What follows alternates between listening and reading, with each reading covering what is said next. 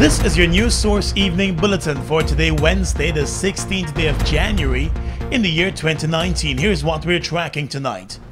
The Alliance for Change, which is one of the parties that make up the coalition government, maintains that Charan Das Prasad's decision to vote along with the opposition in that no-confidence motion against the government was an act of treachery and betrayal. Prasad was an AFC member and served as a government member of parliament in the coalition government. At a press conference today, AFC Chairman and Minister of Public Security Khemraj Ramjatan said it has become very clear that the vote by Charan Das Prasad had nothing to do with his conscience, but rather by other factors that were beneficial to him. The deduction must be made that Bharat Jagdeo had Charan Das in the bag for some time before they could have come with a no confidence motion. Mr. Ramjatan said the AFC had no idea that Prasad would have voted against his own government. Minutes before the vote was taken, inside of the cafeteria at Parliament. Good. And then also in that cafeteria he's saying, you know, I really want to talk too. Well, you all didn't allow me to talk. And then he gone and did that. If you don't want to believe the politicians, that's the problem. You just have to also believe the Commissioner of Police. The Commissioner of Police said that there's an investigation going on. But he admitted that he was and he admitted, yeah. I think the media knows that he has now made, you carried a statement. Unless your information is correct, you have stated that Charan Das Prasad admitted that he was attempting to purchase $1 million worth of gold. So do a simple check of his law practice and a very simple check of his stipend as a member of parliament, and make your own deduction. Question about Prasad's dual citizenship, which now forms part of a legal challenge to the no-confidence vote. Mr. Ramjatan and other members of the party said Prasad had declared to the party that he was only a citizen of Guyana, and they never doubted him. Your citizenship, like the day you were born, like many other bodies of personal information, is valid and is personal to an individual. And therefore, if somebody sets out to deceive, I don't see what else you could do other than maybe putting in place some system by which they have to prove that they don't have citizenship in another country. And that in itself is a challenge, because everybody knows that in today's world, where you want to protect the integrity of your personal information, that quite often it probably would be illegal to ask. So we come to the table with the assumption that you know what is required, you know the integrity of the position, and therefore we would take at face value what the prospective MP would give as an answer to that question. AFC Vice Chairperson Kathy Hughes said of all of its members of parliament, it was only the Minister of Business Dominic Gaskin who made it known that he was born outside of Guyana, but got his Guyanese citizenship by descent. He never pledged allegiance to any other state. Moving forward, the AFC still thinks it is in a strong position in the coalition government and will continue to work along with its coalition partners.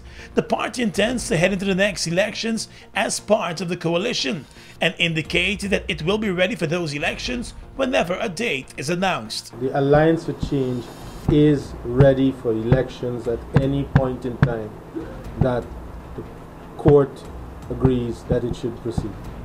Right? Know this. We are ready. We have activists every day calling and asking, when are we going on the streets and start campaigning? More news coming up in just a moment. Harness the power of digital transformation at Canto's 35th AGM and Mini Expo. On January 27th to 30th, 2019, be at the forefront of change as we discuss transitioning to a digital region, opportunities and challenges with co-host GTT at the Marriott Hotel Guyana. Network with C-level delegates and thought leaders. Explore emerging technologies at our Mini Expo. Attend the GSMA workshop and more. Register today at www.canto.org. Get ready to ride it, ready to ride it, ride the wave. Open up the new vibe, drink up the boldness inside. Radical and fresh and wild, catch the wave now. Ride bold, ride fresh, ride strong, come on, ride the wave. Taste the Attraction, satisfaction, perfection.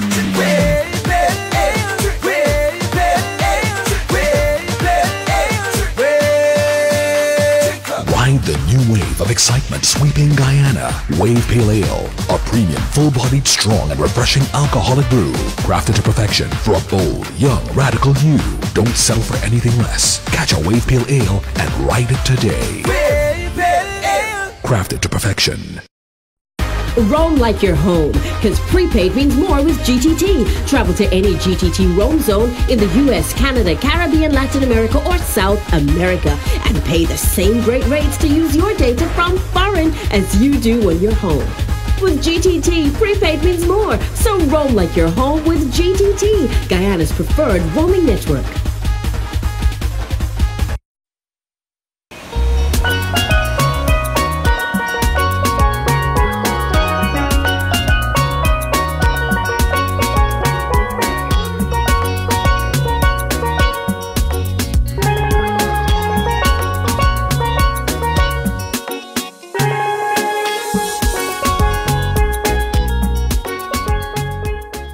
Welcome back. The Ministry of Natural Resources intend to focus more on ensuring better service to the mining community. Minister within the Natural Resources Ministry, Simona Brooms, today hosted an open day at her office and was able to meet with several miners and other resource persons in the mining community. She said there will be greater and closer collaboration with the Guyana Geology Mines Commission to ensure the development of the relationship with miners. I'm looking at this year, how do we better manage the sector? And in better managing the sector, what is it that we're not doing that we can do more? Meaning, how can we provide better service to the miners who are out there struggling for their daily lives? It's a tough industry, we have recognized that. And so we want to do more and ensure that we have better relationship with the miners, persons processing document, the services that you could receive in Georgetown. How could you be at Madhya? For example, we'll be going to Madhya, Port Kaituma, to start these open days. And the stations that are there, that's really built to provide those services. At the same time, the managers will be in the field to observe what is lacking and what we need to do to ensure that not only on that one visit, but on a daily basis, the type of service that we provide in the field. The minister explained that in many instances, the issues raised could have been dealt with at other levels. Moving forward, she also explained that more monitoring of the sector will take place. Just recently, an 11-year-old child died while illegally operating in a mining pit with relatives. She said such tragedies should never take place. The issue with children in mining pit is something that this year the Commission will be working in these communities to have more community meetings and so on that involve parents. Sometimes when you talk to parents and you put it out there about being responsible and having your children and to keep them away from these hazardous situations in places like Madhya and Port Kaituma, persons just take it lightly, saying, it's customary, it's not supposed to happen. The minister said in the coming days she will be hosting open-door meetings in other parts of the country. Port Kaituma and Madhya are expected to be her next two stops. Let's tell you now that the Guyana Defense Force in a statement last evening said it is alarmed by a report in a section of the press that it is preparing for elections in June.